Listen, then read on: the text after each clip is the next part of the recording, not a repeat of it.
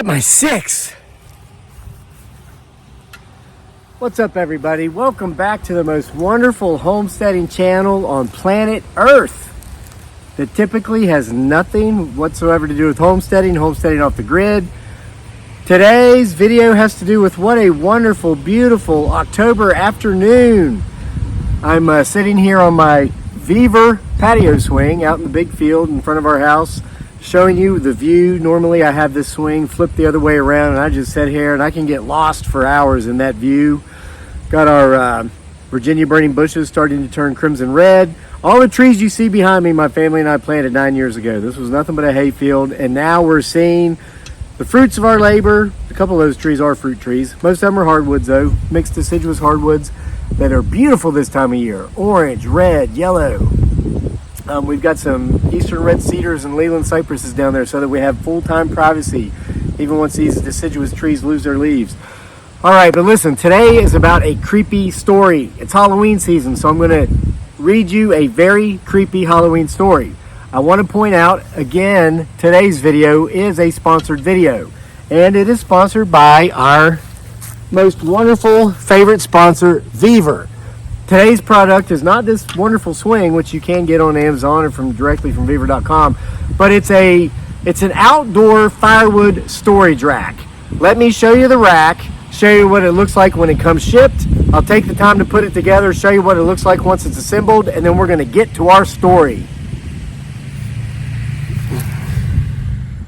All right, everybody, so I've opened up the box because I want to show you how it comes shipped. As you can see, all parts are perfectly fine.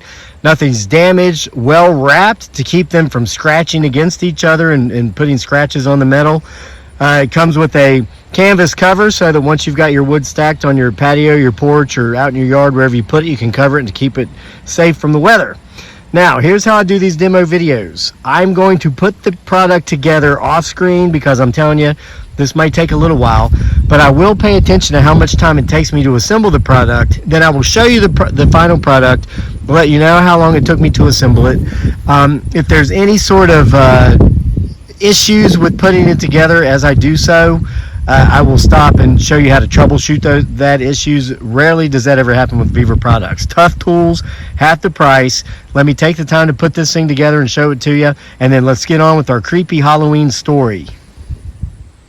And there we have it, folks. 57 minutes later, our brand new Beaver 12 feet long outdoor firewood rack on our back deck, with that beautiful view of the field still out there, and yes, that one piece of awning that I still need to get fixed. Anyway, time to get my 14-year-old son to fill it with firewood, because that's what teenagers are for, and time to get up in the woods with a very spooky, creepy Halloween season story.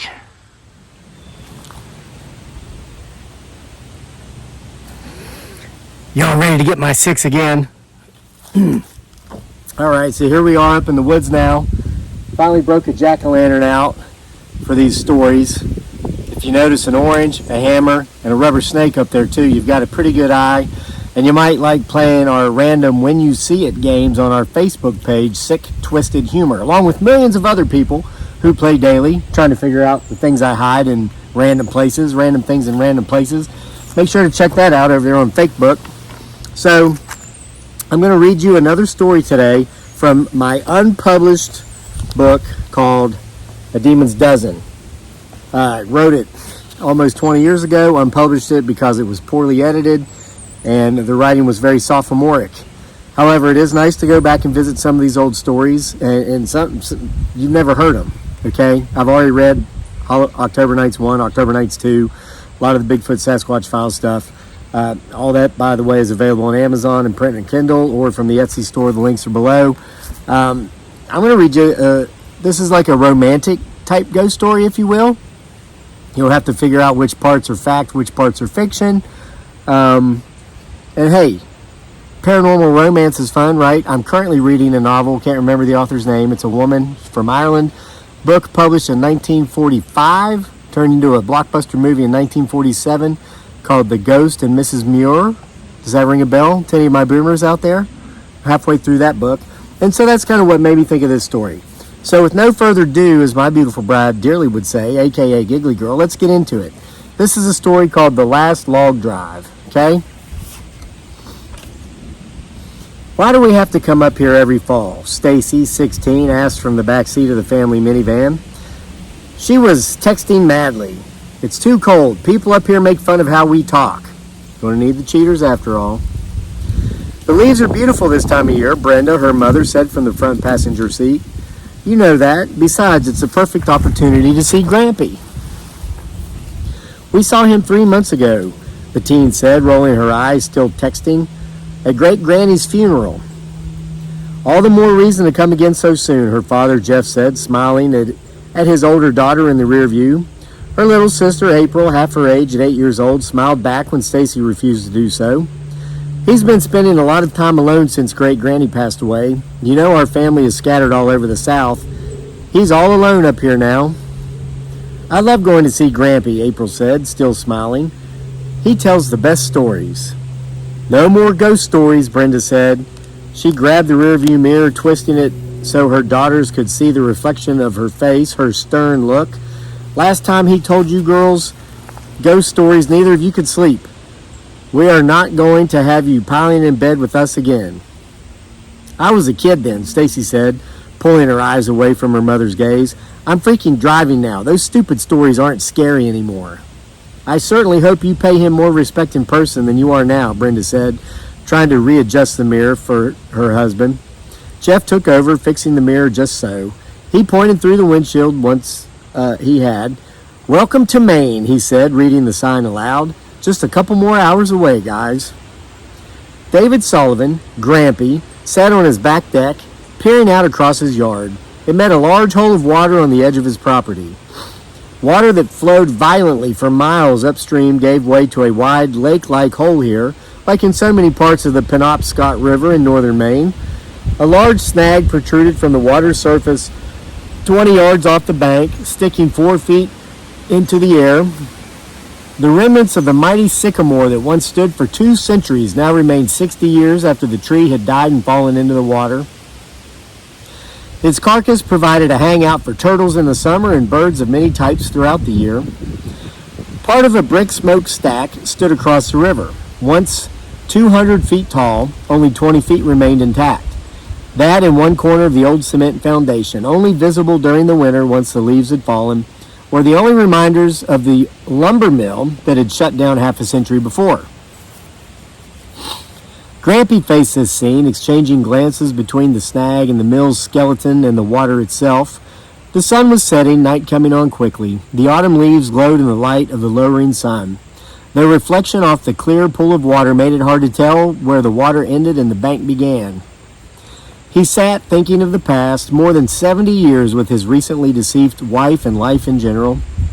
His thoughts were interrupted by the sound of a vehicle making its way up the drive at the front of the house. Ah, the kids, he said, rising. He walked through the house to greet them on the front porch. Hi, Grampy, Brenda said, hugging her grandfather after making her way up the steps. Hi, honey, he said, smelling her hair, taking in the aroma of another being. This was the first time he had hugged another person in months. Her hair was long and flowing. It was red, like his had been before going snow white with old age. The recessive gene seemed to skip generations. He hoped that one of his great-granddaughters would pass on the carrot top to one of their children. Being in his mid-90s, he knew he wouldn't live long enough to find out if they had. Hi, Grampy, April said, grabbing him around the waist while her mother still hugged him. Careful, honey, Brenda said, breaking away. She placed a preventive hand on her daughter's shoulder. It's okay, he said, laughing. I'm not that frail. So how have you been getting along, Grampy? Jeff said, making his way up the steps. He had a suitcase in each hand. Better than I deserve, the old man said, reaching out to shake Jeff's hand after he laid down the suitcases. My, Grampy said, his eyes turning to Stacy as she came up the steps. Is that the same little girl I saw this summer? You left here a kid and came back a woman. A stern look from both parents due to her lack of response brought a forced smile to Stacy's face. Hi, Grampy. It's okay, he said to Brenda, catching the glare she was giving her daughter. She's a teen. I've seen a lot of changes over the years, but one thing that hasn't changed much at all is teens. The family made their way inside the small river cottage, a collage of family pictures on the wall greeting them. "I like this one," April said, pointing to one of her house in Virginia, her great-grandmother and great-grandfather on the porch. "How long did y'all live there?" 40 years, he said. He smiled, patting the girl on the head. "Then you gave the house to Mommy and Daddy?" "Then he sold it to us," Brenda said, pulling up beside her daughter. She scanned the picture, her index finger pinpointing a sapling which was now a tall oak. "But he was kind enough to do so below market value and has been carrying the note himself." "What's that mean?" the little girl asked, her face crinkled by lack of understanding. "It means he did us a big favor when he moved back up here," Jeff said, smiling at his young daughter's lack of adult knowledge. He hoped she could stay that way for a long time. His eyebrows raised, his head tilting upward in acknowledgement as Brenda non-verbally directed his attention to the sapling in the photo. "So how long do you want to stay?" Grampy asked Brenda. She had moved on to a picture of her grandfather holding her when she was a baby. This picture was also taken at what was now her family's home in Virginia. The old house held many family memories. "Just tonight," she said. "We wanted to see you. We wish we could stay longer, but the girls need to get back for school. They've missed 2 days for this ritual. We want to have them back by Monday." "So you're breaking the drive into 2 days both ways?" "Yes. It's too much to do with an 8-year-old and a teenager in a day. I don't know how many more years we'll be able to keep it up, but the leaves are absolutely beautiful all the way up the East Coast. A lot of people make that drive this time of year," he said, motioning them into the kitchen. "Many come down from Canada for the same trip, reverse order." "This is the most beautiful time of year if you ask me," Jeff said, walking into the kitchen. He saw that the table had already been set. "You didn't have to do all this." "Do all what?" Grampy said. "I made a huge pot of spaghetti and put out some plates. That's not hard." "I love spaghetti," April said, running into the kitchen, taking a seat at the table. "Are you hungry, Stacy?" Grampy asked, turning to face the teen. She was completely disinterested in the pictures on the wall. She stared through the screen door at the minivan in the driveway as if longing to leave already. "No," she said.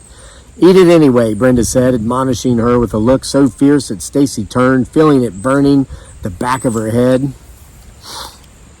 "What was that?" Stacy said, nearly jumping out of her chair. "Just a beaver," he said, laughing. I turned 2 pages at once. I didn't think that made sense. Okay, so yeah, the teen has been told she will eat that spaghetti and she will like it. Continuing. "West Virginia was the best," Jeff said, chewing spaghetti moments later. "The roads aren't the best, but the leaves are amazing. The people are so friendly." "People get less friendly the further north we get," Stacy said, finally joining the conversation. "They make fun of how we talk, yet I couldn't understand anything anyone said in Vermont." "Now you know how I felt all those years I lived in Virginia," Grampy said, chuckling. He paused for a memory after swirling pasta around his fork. "I had to relive it when I came back up here 10 years ago. I guess I was down there so long I picked up the southern accent." "So have you been doing okay since Grandma passed?" Brenda asked, switching gears. She finally revealed the elephant hiding under the rug. "Oh yes," he said, looking down, twirling his fork in his pasta. The look on his face was evidence of a sweet memory. "I was at instant peace with her passing. She and I were together more than 70 years. She lived a full life and had no regrets." "I hope we can say the same thing someday," Jeff said, reaching over to grab Brenda's hand, resting on her lap under the table. He gave it a light squeeze.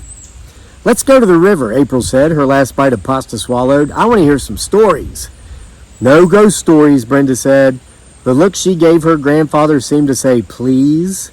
"Okay," the old man said, rising. He took April by the hand.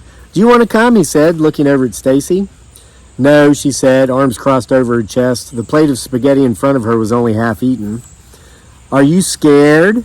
her great-grandfather said, chiding her. Her mother kicked her leg under the table. "Fine," she said, standing. She followed her sister and great-grandfather out the back door. This story was written 20 years ago. Here's how a teen today would say it. "Fine." "Remember, no ghost stories," Brenda said as the door closed. "He never listens, you know," Jeff said. "You know April will be sleeping with us tonight. At least Stacy's 16 now. That's one less in bed." Brenda stood and began clearing the table. Tell us a ghost story, Grampy, April said before they were halfway across the yard. Your mom will skin me alive, he said, a smile playing at the corner of his mouth. The sun was now behind the hills. The full moon, now 15 degrees above the horizon, illuminated the area enough for sight without artificial lighting. The colored leaves on the trees throughout the surrounding forest made the landscape look ablaze. She'll never know, unless Stacy tells, she said, snapping a dirty look toward her older sister. Please, Stacy said, sitting in one of the 3 plastic lawn chairs Gramps had set up earlier in the day. He had expected the traditional visit to the riverbank with the girls. So are you too old yet to be scared by my silly stories? Gramps asked, amused by her facade of bravado. He sat in the center chair, April having jumped in the other, patting his seat for him. She looked up, smiling with excitement. Splash! What was that? Stacy said, nearly jumping out of the chair. Just a beaver, he said, laughing. They have a hut inside the bank over there. He pointed to a shadowy mound on the bank just down from where they sat, an indention left from where the mighty sycamore once stood. Its roots had ripped up a large portion of earth when it had fallen years ago. It heard us and smacked its tail on the water before going under. That's how they warn each other that possible danger is near, Grampy said. That old log is still there, Grampy? April asked, pointing to the snag. It was nearly as visible now as it was in the day, the moon's light shining so brightly, the sky so clear. It's been there a long time. I have reason to believe it will be there for a long time to come, Grampy said. Had it been daylight, the girls would have seen his eyes glaze as he stared at the log, more memories. Is that why they call this place the Log Hole? April asked, still at the age of immeasurable curiosity.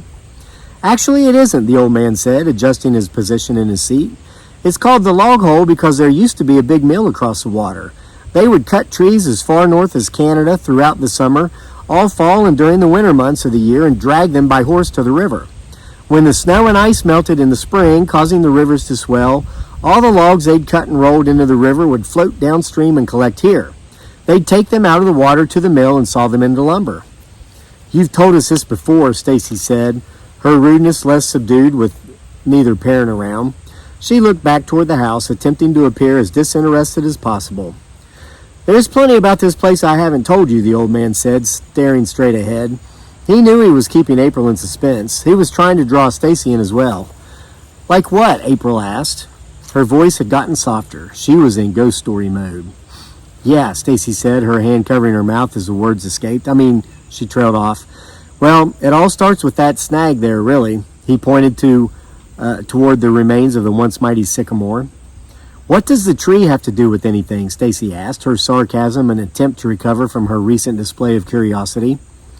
This land is very old. There's a lot of history here.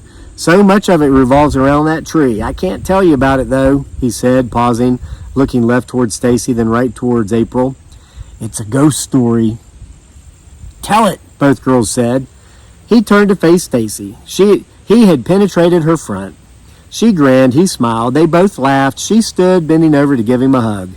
I've missed you, Grampy. Just don't tell your mother, he said, with a twinkle in his eye. A mischievous grin danced across his lips. The dark hid the expressions, but the girls could hear them in his voice. We won't, they said, Stacy returning to her seat. Long before whites walked this land, the native people numbered in the millions. There were thousands of them in this area, he said, his great-granddaughters giddy. They leaned back in their chairs as if settling in for a good movie at the theater. Their eyes focused on the surface of the water, the moon and the leaves reflecting brightly. A small shadow cast on the other side of the water from the old smokestack. When whites came, be it the French from the north or the English from the south, a great war was waged between the two races. They fought over the land and the resources it provided. Quite often, Indians would hide along this very bank, waiting for trappers to make their way through these waters. His right arm was outstretched, his hand flat as if playing rock, paper, scissors. When they'd come through, the Indians would ambush them, kill them, and take everything they had. Years later, as whites began to outnumber the natives, the white men would catch the natives for any number of transgressions, false or real. They'd hang them from the old sycamore that once stood here, strong and tall. That sycamore, April said, pointing at the snag in the water. That very one, he said, staring straight ahead. Anyway, This was the way it was at the time. Later, after the white men had established dominance of the area and the country, another atrocity befell another race: slavery. The public schools will tell you that the people in the North loved blacks and were anti-slavery. That's not true. The northern part of the U.S. had slavery during the same days, just a different type. They used child labor instead of blacks. April, he said, looking over at his granddaughter, if you had been alive 150 years ago, by your age, you would have already been working in a textile mill of some sort, up to 20 hours a day for very low wages. But I'm only 8, she said. I know. What about me? Stacy asked. The question was proof that she was enthralled by the history lesson. At 16, you would have been married to someone your father's age and probably would have had your first child by now, maybe 2. Gross. Anyway, he said, continuing his story, as far as the folks in the North liking blacks, well, that just isn't so. That tree, he said, pointing again at the snag, had many runaway slaves hanged to death from its limbs. That is a lot of death for one tree, April said, scooting her chair closer to his. Yes, it is, he said, patting her head. Have you ever heard the saying, what goes around comes around? He looked over at Stacy. He still had her full attention. Yes, the girl said. Well, one night, all the bad things that had happened here finally came to a head. The people here brought an evil upon themselves they could have never imagined. What happened? Stacy asked, scooting her chair over as well. They picked the wrong slave to hang, he said, jetting forward, his voice sharp. This drew a gasp from both girls. The runaway they caught and hanged had not been in this country long. He couldn't speak English. He had been kidnapped by slave traders from the deepest, darkest part of Africa, where few whites who ever went ever returned. They had unknowingly kidnapped and brought back to this country an evil witch doctor. A witch doctor? April said, now grabbing his right arm with both hands. Yes, he said, pulling her arms into his side. Though he'd never spoken a word of English before in his life, he did so before they hanged him. What did he say? Stacy asked, grabbing his other arm. He said, I forever curse all men, hearts filled with hate, who pass through these waters and along both banks. That was it? April asked, leaning away. She was let down. No, he said, that was just the beginning. Over the next century, more people drowned or mysteriously went missing in this part of the river than any other part of the state of Maine. Missing? Stacy said. Did they ever find them? Some of them, not all of them. What happened to them? April asked. She leaned back into him, grabbing his arm, and her lack of fear short-lived. The story goes that the ghosts of all those wrongly hanged from the tree in the past would come to life any time they sensed a person pass by with evil or ill will in their heart. Supposedly, they would drag them under the water, hold them there until they drowned. The girls sat in silence, staring forward at the old snag. They now viewed it through different eyes. When was the last time anyone went missing here? Stacy asked, breaking the silence. About 70 years ago, he said, his voice dropping. Who was it? April asked. There was excitement in her voice. She squeezed his arm. Did they ever find them? I can't tell you their names, he said, leaning toward her, but I can tell you that no, they were never seen again. What's the story, Grampy? Stacy asked, excited. He loved that she was reverting back to the more innocent side of childhood the longer his story lasted. The story goes that a young Irishman had come to the area during the time of the Great Depression, he said. He was looking for work. He had come north hoping to find work in the lumber mills. The mill across the water, he said, pointing with his right hand, his only arm, in his arm only half raised. April was still grasping it, unwilling to let go. It was still operational then. He sought work there and got a job floating logs down the river during the log drives. We're Irish, aren't we? April asked. Isn't that why Mommy has red hair? Yes, he said. Anyway, while he was here in the area, he met and fell in love with the mill owner's daughter. She was the most beautiful woman in all of the Great North. She was 16, he was 20. Did they get married? April asked. They had planned on it, he said, but the mill boss was a hateful old man. He hated the Irish, or any other immigrant for that matter. He would hire them, work them like dogs, but wouldn't drink from the same bucket of water as them. That's terrible, Stacy said, barely audible. It is, he said, glad to see his great-granddaughter's belief system was out of line with the stereotype so many of his neighbors in his part of the country erroneously put on her and her neighbors simply because of the geographic location of their homes. So what did he do to keep them apart? April asked. He panicked when he found out his daughter had gone out and bought a wedding dress. They had planned to elope, knowing the old man would never stand for a wedding. So on the night before they were to run away together, the old man sent the young Irishman on the last log drive this river ever saw. The railways and log trucks replaced the log drives around that time in history. And he never came back from the log drive, Stacy asked.